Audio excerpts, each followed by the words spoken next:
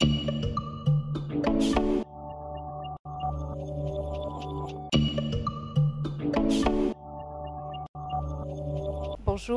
bonjour Madame la Ministre, Monsieur le coordinateur du Bénin Investment Forum, Mesdames et Messieurs.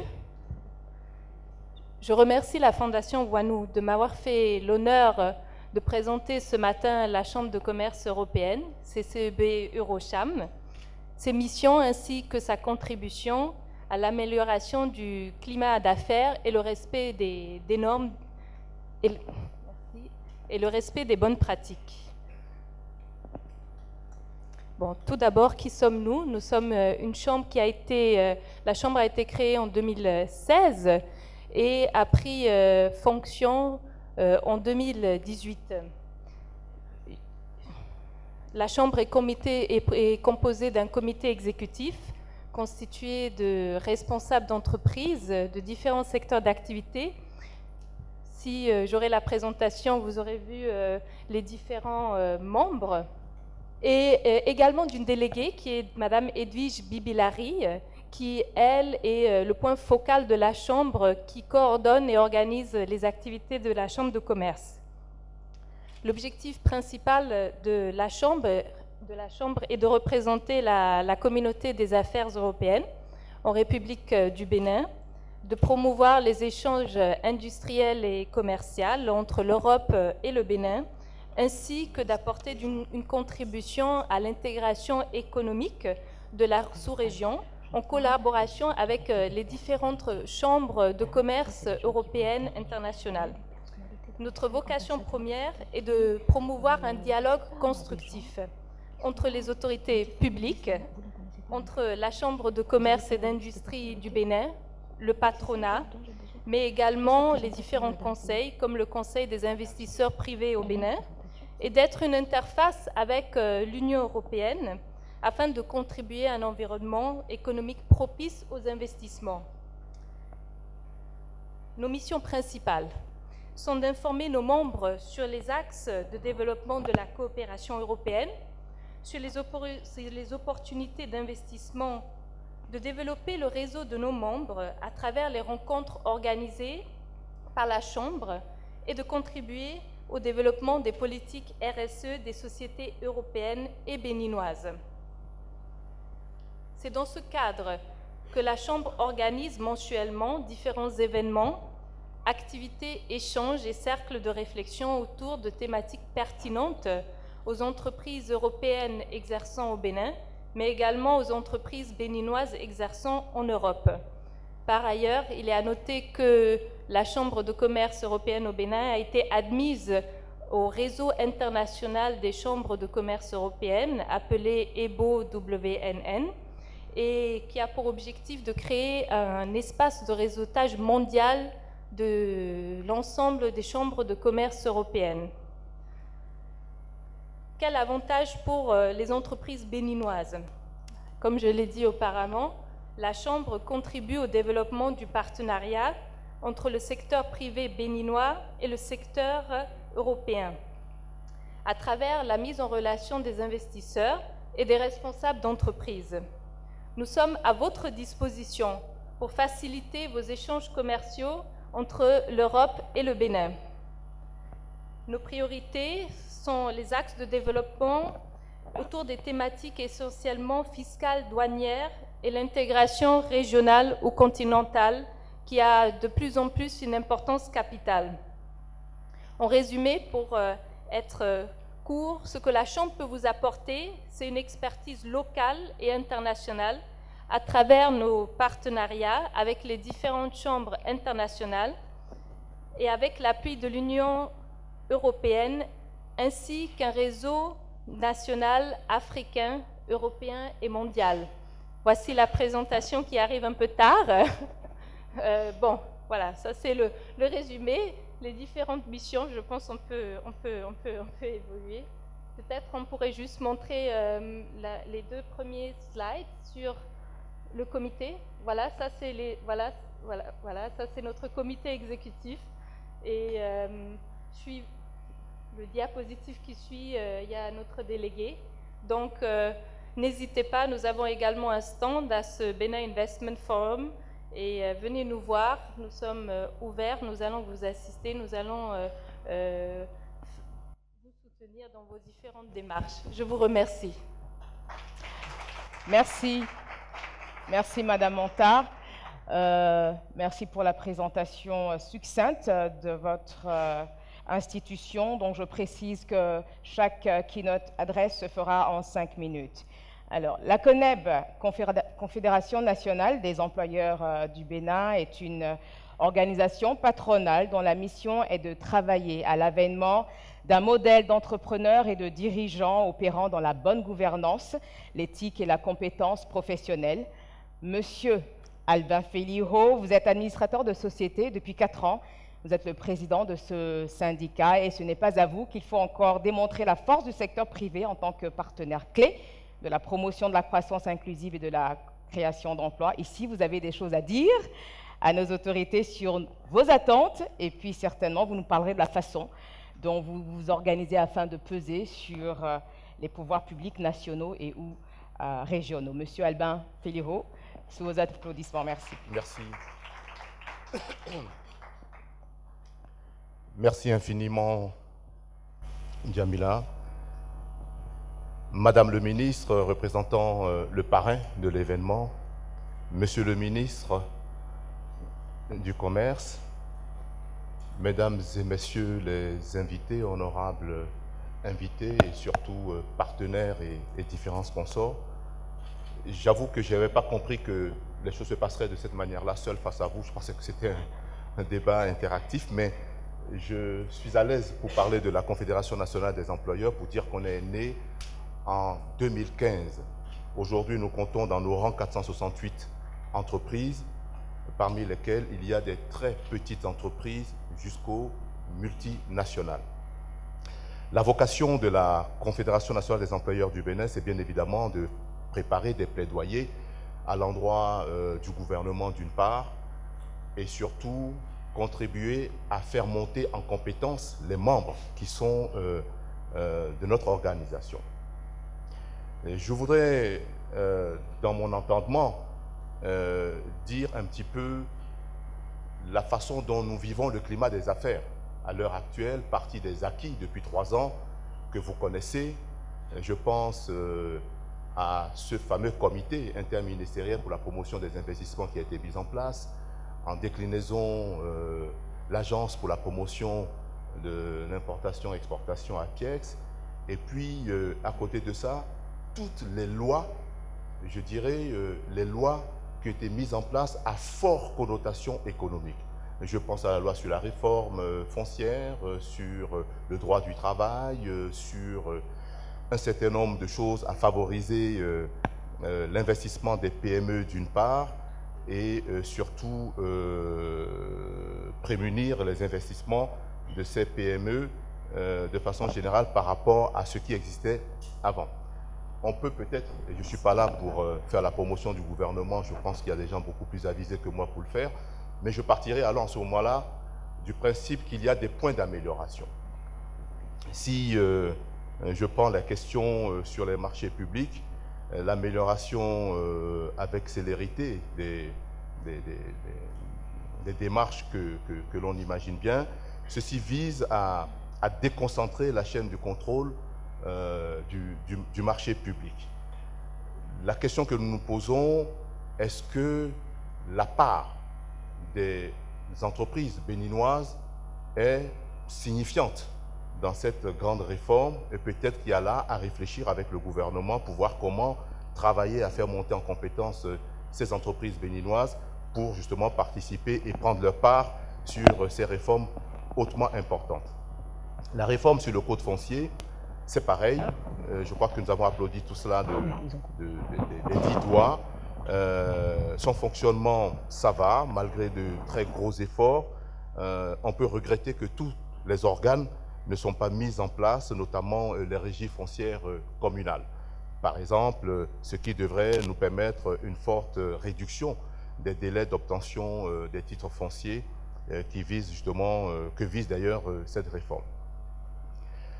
Nous pensons également qu'il y a des accords ou une sorte de cadre juridictionnel ou alors, comment dirais-je, de cadre institutionnel à mettre en place cette fois-ci pour organiser les pouvoirs publics nationaux avec le secteur privé.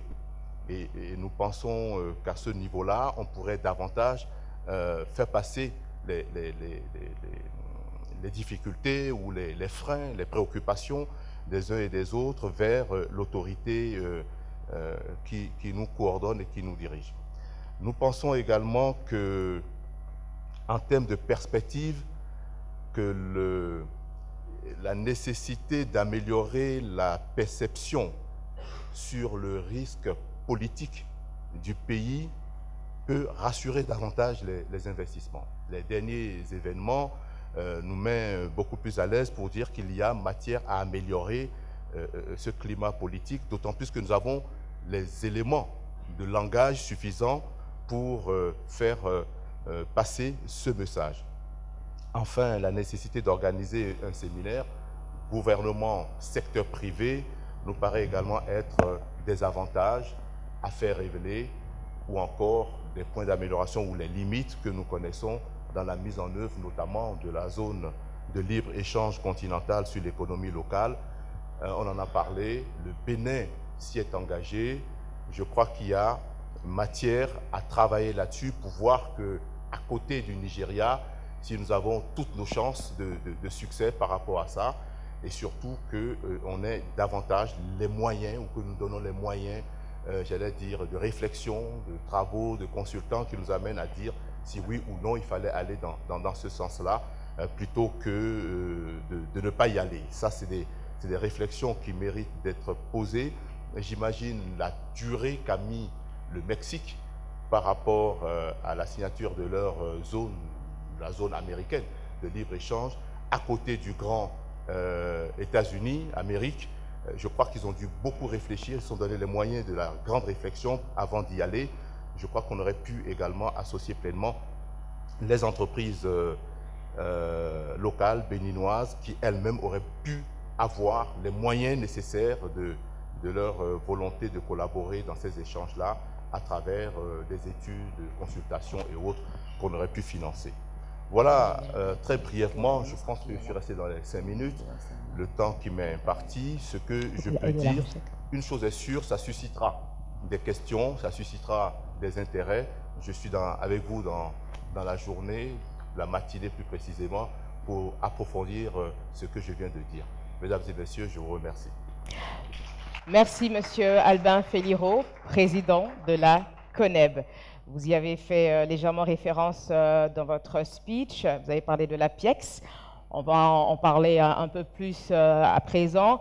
Pour l'émergence d'un secteur privé fort, le gouvernement a procédé à la restructuration de cette agence, Agence pour la promotion des investissements et des exportations, APIEX, afin d'en faire le bras opérationnel de la mise en œuvre de son plan. Et à ce titre, cet organisme a vu renforcer ses capacités d'accueil, d'orientation et d'accompagnement des investisseurs et exportateurs du Bénin.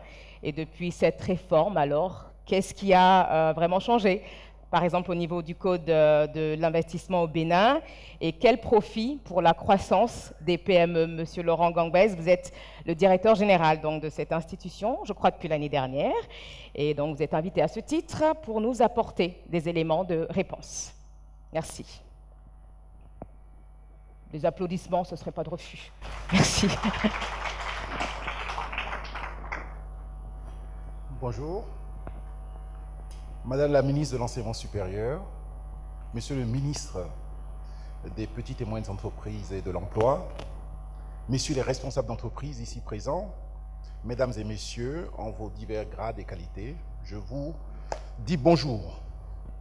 Je voudrais tout d'abord, avant de commencer mon propos, saluer et remercier les initiateurs de ce forum, qui en est, je crois, sa 2e édition, c'est ce que vous avez dit tout à l'heure, et qui permet de mettre la lumière sur notre pays et surtout de présenter aux entreprises les réformes engagées par le gouvernement pour rendre ce pays attractif aux investisseurs. Comme vous le savez, le gouvernement de son Excellence Patrice Talon a fait de la promotion des investissements la pierre angulaire du développement économique de notre pays. Il est donc important pour nous que de telles initiatives qui mettent en lumière la lumière sur l'attractivité de notre pays soient encouragées. Donc nous encourageons le Bénin Investment Forum. Le gouvernement a beaucoup d'ambition pour ce pays. Dans le domaine des investissements, notre objectif est de faire du Bénin le pays le plus attractif en Afrique en matière d'investissement. Il est donc important que régulièrement, grâce à ce genre d'initiative, nous prenions le pouls des entreprises et des investisseurs afin de nous assurer que nous sommes bien dans la bonne direction. Comme vous le savez sans doute, l'Agence de promotion des investissements et des exportations, APIEX, que j'ai l'honneur de diriger, est l'outil, l'instrument, le dispositif mis en place par le gouvernement pour mettre en œuvre de manière opérationnelle et pragmatique cette ambition. Les réformes courageuses et difficiles engagées par le gouvernement pour rendre notre pays pro-business ne pourront se mettre en œuvre avec efficacité sans une structure complètement dédiée et mobilisée à cette fin.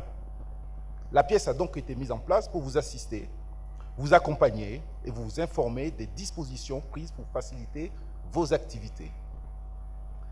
Nous sommes également à vos côtés au quotidien dans le cadre de vos démarches à l'export. Enfin, l'agence, notamment dans le cadre en fait, des certificats exigés pour accéder à certains marchés, peut financer pour vous des attestations qui vous permettent en fait de pénétrer un certain nombre de marchés à l'extérieur, notamment les marchés chinois, les marchés européens, pour notamment la délivrance en fait des certificats bio, Fairtrade, NOP, etc. Le gouvernement a mis en place en fait l'APIEX au service d'une ambition. L'ambition, c'est de, comme je vous l'ai dit tout à l'heure, c'est de faire en sorte que le Bénin devienne le pays le plus attractif en Afrique en matière d'investissement. Excusez-moi. Je ne dis pas que c'est le président de la République qui m'a appelé. Alors, le gouvernement a mis en place un certain nombre de dispositifs pour faciliter les investissements au Bénin. Depuis janvier 2018, un décret a permis la restructuration de l'APIEX. L'APIEX est dorénavant la porte d'entrée de l'ensemble des investissements dans notre pays. L'APIEX pilote également les zones économiques spéciales. Vous savez que nous avons comme en projet la mise en place en fait de 2 zones économiques spéciales, une à Sémé qui va remplacer la zone franche actuelle et une autre à côté du futur aéroport de Glodjibé d'à peu près 5000 hectares qui va regrouper l'ensemble des industries agroalimentaires. Nous avons au Bénin, pour simplifier et schématiser, 3 sortes de régimes pour attirer les investisseurs dans notre pays. Le régime de droit commun, qui permet en fait à un investisseur de s'implanter dans notre pays, mais ne lui permet pas de bénéficier des avantages au niveau en fait du Code des investissements ou au niveau en fait des zones économiques spéciales. Ce régime, qui est un régime de droit commun, est accessible à toutes les entreprises qui le demandent. Pour passer en fait à un régime du Code des investissements, il faut remplir un certain nombre de critères. Je prends tout simplement un exemple. Les entreprises qui sont dans le domaine du commerce ne peuvent pas accéder au Code des investissements parce qu'il n'y a pas de transformation au niveau local. Je schématise et je simplifie pour rendre la présentation beaucoup plus compréhensible. Au niveau du Code des investissements, nous avons un nouveau code qui est à l'étude actuellement au niveau de l'Assemblée. Il y a déjà eu une première lecture. Les dispositions qui sont prévues dans ce Code des investissements permettra à toutes les entreprises qui seront éligibles à ce code, dont les dossiers seront instruits par la pièce présentée au comité interministériel de promotion des investissements et présenté en Conseil des ministres, l'agrément au Code des investissements permettra aux entreprises de bénéficier d'exonérations d'impôts sur les sociétés pendant 5 ans, 7 ans ou 10 ans en fonction du montant investi. C'est une disposition qui est très très intéressante pour certaines entreprises parce que ça permet en fait de rendre en fait leur business plan beaucoup plus bancable et donc beaucoup plus profitable pour eux. Dans ce cadre également, toutes les importations d'équipements qui permettront aux entreprises de pouvoir transformer localement seront complètement exonérées de droits de douane. Voilà en fait les dispositions majeures sur le Code des investissements. En ce qui concerne les avantages liés à une implantation dans les zones économiques spéciales, le gouvernement a fait un effort remarquable. C'est-à-dire que toute implantation dans une zone économique spéciale permettra à l'entreprise d'être complètement exonérée de toute taxe, que ce soit taxe de douane, que ce soit TVA, que ce soit des taxes, les impôts, l'impôt sur les sociétés, pendant toute la période où l'entreprise restera dans la zone économique spéciale. De plus, en ce qui concerne le droit du travail, les entreprises qui seront dans les zones économiques spéciales bénéficieront également en fait d'une exonération de taxes patronales sur les salaires et il n'y a pas de SMIC imposé au sein de la zone économique spéciale. Bien évidemment, le droit commun aujourd'hui en matière de droit du travail fait que l'entreprise pourra signer autant de contrats de travail à durée déterminée qu'elle le souhaite vis-à-vis en fait de son employeur.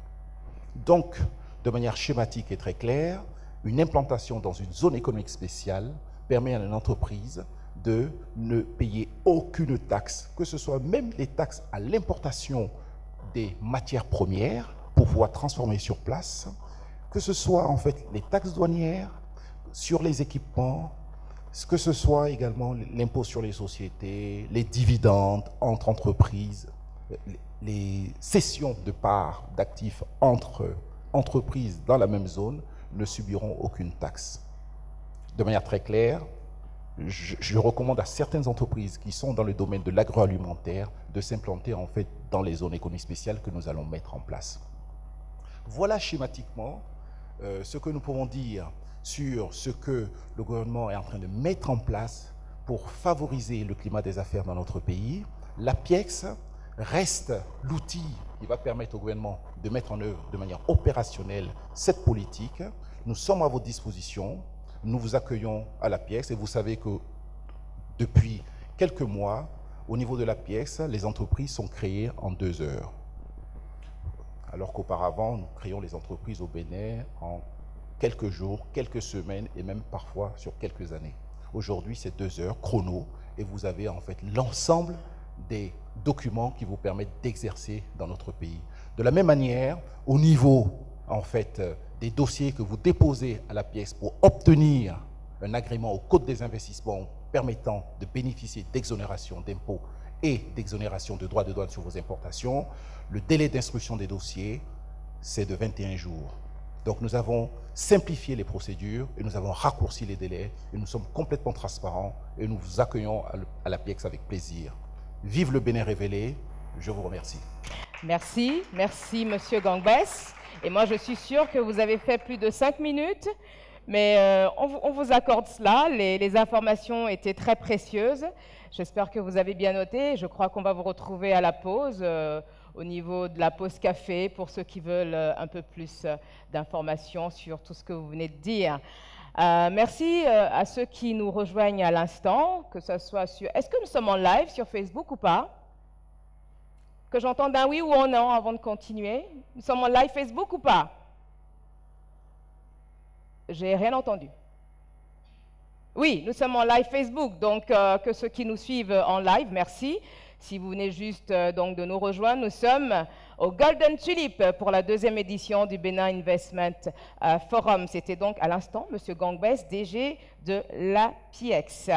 Nous allons évoluer et juste avant le keynote d'ouverture de Mme Odile Atanasso, ministre de l'Enseignement supérieur et de la Recherche scientifique, je vais donc ouvrir le keynote adresse numéro 4 avec le ministre des PME et de la promotion de l'emploi, M. Modeste Kérékou, qui était avec nous l'année dernière. Et cette fois-ci, il sera là pour nous parler de l'investissement privé comme condition préalable est indispensable à la croissance économique. Nous chercherons à savoir, Monsieur le ministre, quels sont les efforts du gouvernement pour motiver les PME dans ce sens, et qui mieux que vous donc pour nous le dire. Monsieur le ministre Modeste Kérékou, merci d'être avec nous encore cette année. Vous avez 5 minutes pour votre présentation. Merci. Merci beaucoup, Madame la ministre de l'Enseignement secondaire, de la recherche scientifique, ministre intérim de l'économie et des finances par ailleurs, Mesdames et Messieurs les membres du corps diplomatique, Mesdames et Messieurs. Pour faire bref, en relation avec la thématique que les organisateurs du Benin Investment Forum ont souhaité que nous présentions succinctement, je voudrais dire que ce qui entrave l'investissement au Bénin, et notamment les petites et moyennes entreprises, nous connaissons, le président Féliro vient de le rappeler, et les chefs d'entreprise que nous rencontrons souvent se plaignent, tout le monde sait, se plaignent de l'accès au financement. Parce que quand on est dans une position comme la mienne, en charge des petites et moyennes entreprises, qu'est-ce qu'on peut faire? Est-ce que tous les matins, je dois venir dans les bureaux des chefs d'entreprise et gérer à leur place? Ce n'est pas mon rôle. Peut-être qu'ils ne me laisseraient même pas y accéder. Mais qu'est-ce que je peux faire pour eux par ailleurs? Qu'est-ce que le gouvernement peut faire? L'ensemble même du gouvernement, en premier son chef, qu'est-ce que nous pouvons faire pour les entrepreneurs? Devons-nous gérer à leur place? Parce que, en fait, c'est là la vraie question. Mais ce que nous pouvons faire, c'est ce que le président de la République fait si bien, c'est d'impulser un ensemble de réformes qui puissent faciliter le travail aux chefs d'entreprise, par ailleurs créateurs de richesses et d'emplois. L'administration crée des emplois, c'est vrai, mais de façon marginale. Le gros du peloton de création d'emplois doit venir du secteur privé. Le DG de la PIEX, M. Laurent Gangbès, vient de le dire. Nous n'allons pas revenir sur les mesures, les lois, les initiatives qui sont prises. Quand l'État a fini de faire tout ça, le problème reste entier. Qu'est-ce que j'appelle le problème reste entier? Les entreprises ont besoin de financement pour leur exploitation et pour l'investissement. Ils disent qu'ils n'en ont pas. Nous nous retournons vers les banques. Qu'est-ce qui se passe? Les banques disent, mais bon, oui, mais nous avons peut-être les ressources, mais nous n'avons pas les entreprises qui viennent vers nous, n'ont pas le profil ou bien leur profil risque est trop élevé. J'ai demandé donc avec mes collaborateurs pour être factuel, bon, qu'est-ce que nous allons faire? Bon, peut-être nous allons avec des professionnels, parce que ce n'est pas parce que nous sommes au ministère en charge des PME que nous sommes forcément des professionnels ou bien que nous avons les compétences pour faire l'accompagnement dont il s'agit. Que les établissements de crédit, pour vous donner quelques chiffres, dans l'espace UEMOA, disent qu'elles ne financent pas les petites et moyennes entreprises parce qu'il y a la faiblesse de la qualité de l'information financière et comptable. L'insuffisance liée à l'environnement juridique et judiciaire dans notre pays. Les tribunaux de commerce, un certain nombre de mesures législatives qui sont prises viennent pour corriger et gommer tout cela. Le taux de défaut élevé au niveau des PME qui est souvent noté. L'insuffisance ou la faiblesse des mécanismes de partage de risques. Donc, j'ai estimé qu'il est de mon devoir pour le compte du gouvernement de travailler avec des professionnels en ingénierie financière, en accompagnement, en transformation, pour travailler avec les fêtières des PME. Moi, j'ai la charge des PME, les entreprises qui ont un chiffre d'affaires plus ou moins inférieur à 1 milliard par an. Les grandes entreprises, elles sont du ressort de mon collègue de l'économie et des finances. Donc, mais c'est les PME qui ont beaucoup plus de difficultés. Les grosses entreprises, elles savent se débrouiller, elles ont les compétences, elles ont les capacités, elles ont les ressources pour associer d'autres professionnels pour les aider, ce qui n'est pas le cas des PME. Donc, nous allons travailler dans une triangulaire. Le ministère, les professionnels de l'accompagnement, de la transformation qui sont pour la plupart des entreprises privées aussi, des cabinets d'ingénierie financière et les fêtières des PME à partir de 2020. Pour prendre des cohortes d'entreprises et essayer de les accompagner. Même si nous ne commençons pas de petites cohortes de 50, de 100, pour les accompagner à la transformation, afin de les rendre plus attractifs au niveau des banques. Nous allons travailler aussi avec d'autres structures, de fonds de garantie, structures de partage des risques, pour que les entreprises aient un peu plus facilement accès au financement, parce que c'est ça tout le véritable problème. On a fini de légiférer, on a fini de prendre des dispositions incitatives. Quand on n'a pas agi sur ce secteur, il me semble qu'on a commencé peut-être, mais on n'a pas encore touché le nœud gordien du problème. C'est ce que j'ai pu noter, j'ai pu, disons, capitaliser en quelques 2 ans maintenant, dont j'ai la charge avec l'ensemble de mes collaborateurs et des partenaires avec lesquels nous travaillons. Le financement, l'accès au crédit, l'accès aux ressources ne peut pas se décréter. Le gouvernement ne peut pas prendre un décret, fixer des taux que les banques doivent donner aux entreprises. Nous faisons tout ce qu'il faut pour faciliter, mais jusqu'à présent, j'ai le sentiment que toutes ces mesures profitent plus aux grandes entreprises et aux multinationales étrangères qu'à nos petites PME qui, par ailleurs, quand on regarde la pondération, créent plus d'emplois. Et même si les collègues du ministère de l'économie et des finances me disent souvent que nous sommes dans le principe du 20-80, que c'est 20% des entreprises, dont les plus grandes, qui contribuent à plus de 80% aux recettes, c'est vrai.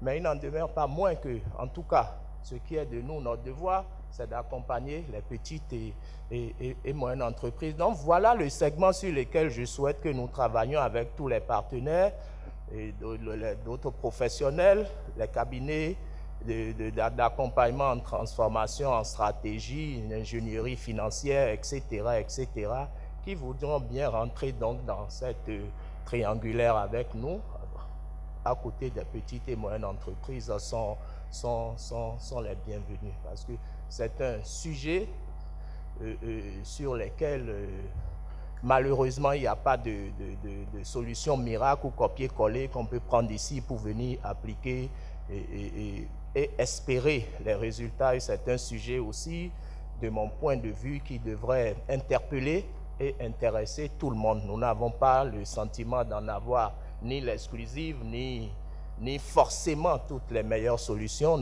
Nous y réfléchissons, nous sommes préoccupés et nous proposons des solutions pour quand même essayer de soutenir, d'aider les entreprises. Le gouvernement fait beaucoup dans son rôle régalien, mais le gouvernement n'est pas seul. Nous avons d'autres acteurs non moins importants que je viens de citer tantôt, qui ont besoin aussi ou que nous avons besoin aussi de motiver ou bien d'intéresser un peu plus fortement pour qu'ils décident de jouer aussi leur rôle. Donc voilà ce que je peux dire. Mes collaborateurs, il y a différentes initiatives. Le président Toclo Maxime de CISAE PME, la direction des PME, l'agence pour les PME, etc. Nous sommes là pour poursuivre peut-être au long de la journée. J'ai voulu vous épargner des mesures et des dispositions réglementaires et législatives qui sont prises pour être vraiment focus sur le concret. Voilà ce que je peux dire en espérant avoir tenu dans les 2 minutes. Merci. Oui, je crois que vous avez même fait 1 minute. 1 minute. Merci. Merci, monsieur le ministre.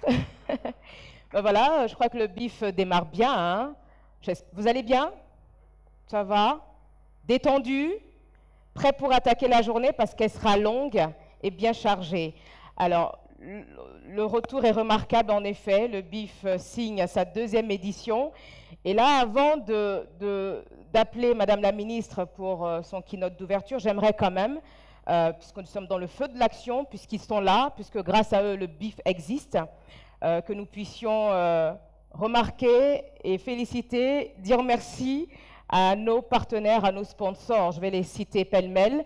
Nous avons l'Union européenne, nous avons le FAGAS, sa directrice générale est là avec nous, le port autonome de Cotonou. Enfin, ça serait bien qu'on puisse applaudir en même temps, ça met de l'ambiance. Voilà. Technoserve, la CCI Bank, MTN, la BAIC, Move, FIFA, Isocel, FNPEJ, Eurocham, AGI Bénin, Grâce Savoie, Eldam Consulting, il y a certains qui applaudissent, d'autres non. Impact et Partners, Quassa, la BESIC, les Pays-Bas, les États-Unis, ENP, Enabel et Brightmore Capital. Je crois qu'il y en a d'autres. On va me donner la liste finale après. Donc, merci à toutes et à tous. Nous allons donc à présent inviter notre ministre de la Recherche scientifique, de l'éducation. Voilà. L'ancienne appellation reste encore très fort. Ministre de l'Enseignement supérieur et de la Recherche scientifique, Madame Athanase Marie-Odile Athanasso, qui remplace Monsieur le ministre Romuald Wadani, parrain de cet événement. Merci, Madame Athanasso. Encore des applaudissements, s'il vous plaît. Merci. Merci. Bonjour tout le monde. Je suis ici parce que le ministre des Finances a demandé expressément que je vienne. J'avais une autre obligation, mais il m'a dit, Madame la ministre, allez me représenter parce que je suis le parrain. J'ai conduit l'événement, mais malheureusement, je ne pourrai pas être là. C'est pour vous dire qu'il est avec nous et je délivre son discours. Monsieur le ministre des Petites et Moyennes Entreprises et la Promotion de l'Emploi, Madame la directrice de la CCEB, Monsieur le directeur de la pièce, Monsieur le président de la CONEB, Mesdames et Messieurs les membres du cabinet ministériel, Mesdames et Messieurs les chefs d'entreprise, dirigeants et dirigeantes d'institutions financières d'investissement, Mesdames et Messieurs les entrepreneurs et porteurs de projets, Mesdames et Messieurs en vos rangs, grades et qualités, distingués invités, Mesdames et Messieurs. À l'entame de mes propos, je voudrais vous dire à tous, merci pour avoir répondu présent à cette invitation de la Fondation Wanou à l'occasion de la 2e édition du Benin Investment Forum. Tout particulièrement à nos hôtes venus des autres pays de la sous-région et d'ailleurs, je souhaite la cordiale bienvenue en terre hospitalière du Bénin. C'est avec un réel plaisir que le ministre des Finances et de l'Économie a accepté de parrainer cette 2e édition de l'initiative Benin Investment Forum de la Fondation Wanou. Il s'agit non seulement d'un grand rendez-vous économique qui regroupe investisseurs et porteurs de projets, mais aussi et surtout d'une plateforme de promotion des opportunités d'investissement dans divers domaines de l'économie béninoise. Mesdames et Messieurs, la thématique centrale de cette édition 2019 sera consacrée à l'accompagnement, au financement des petites et moyennes entreprises, qu'à la promotion des investissements du Bénin. En effet, le rôle économique des petites et moyennes entreprises et des très petites entreprises au Bénin n'est plus à démontrer. Elles constituent la trame du tissu économique qui assure l'essentiel de la création d'emplois du pays. Fort de ce potentiel, le Bénin s'est engagé dans de grandes réformes visant à améliorer davantage le climat des affaires et à y attirer des investissements. Pourquoi le DG à pièce vous a dit tout ce qui est en train d'être fait. Et je peux vous rassurer qu'au niveau du gouvernement, son excellent président Patrice Talon et tout le gouvernement ont vraiment à cœur l'amélioration du climat des affaires. À cela s'ajoutent les différentes facilités et mesures incitatives accordées continuellement aux petites et moyennes entreprises et très petites entreprises en vue de la saine émulation d'un entrepreneuriat prospère dans notre pays, le Bénin. Mesdames et Messieurs, en dépit des efforts du gouvernement, force est de constater que la plupart des PME, des très petites entreprises, sont confrontées à des difficultés de formalisation et de montage de leurs dossiers de financement. Le ministre en charge des PME a énuméré certaines difficultés. Je crois qu'ensemble ici, nous allons réfléchir aux solutions à apporter pour que nous puissions effectivement avoir des petites et moyennes entreprises qui jouent effectivement leur rôle de création d'emplois et de création de richesses. Cette situation renforce la méfiance des banques face à la symétrie d'information, aux difficultés d'apport de garantie et à la complexité des procédures en cas d'insolvabilité, pour ne citer que cela. Vous comprenez dès lors l'importance stratégique que revêt ce rendez-vous du Bénin Investissement Forum, qui vise cette année à donner aux PME la place qui est la leur dans l'écosystème financier et économique plus adapté. Les présentes assises permettront d'échanger sur l'économie béninoise, le financement des PME, les opportunités d'affaires en lien avec les secteurs clés d'investissement tels que l'agriculture, les infrastructures, les BTP, l'environnement, le tourisme, l'éducation, et j'en passe. Durant les différents panels et diverses conférences qui vont suivre, je vous exhorte à de très riches échanges et véritables moments de partage d'expériences pour redonner un élan au partenariat entre acteurs du secteur privé et aussi entre le secteur privé et le secteur public. C'est sur cette note d'espoir que je déclare ouverte cette deuxième édition du Bénin Investment Forum. Je vous remercie. Ensemble pour le Bénin révélé. Merci. Merci, Madame la ministre de l'Enseignement. Ministre de l'Enseignement supérieur et de la Recherche scientifique. Je ne sais pas où j'ai mon attention, mais quelqu'un m'avait déjà prévenu, il dit, bon, tu vas commencer, tu as souvent l'habitude de faire des erreurs au niveau des noms et tout ça, fais attention. Je vais revenir, je vais me concentrer. Toutes mes excuses, Madame Atanasso. Merci donc d'avoir accepté d'être avec nous. On va remarquer aussi la présence de quelques ministres du gouvernement qui ont fait le déplacement et qui sont présents ce matin. Nous allons remercier le ministre des TP, des Infrastructures, Monsieur Alassane Seydou, ainsi que le ministre de l'Agriculture, Monsieur Gaston Dossou-Ouï. Alors, maintenant, ce qui va se passer, c'est que nous allons vous inviter à aller à la visite des stands pour 15 minutes et on revient pour lancer la conférence plénière.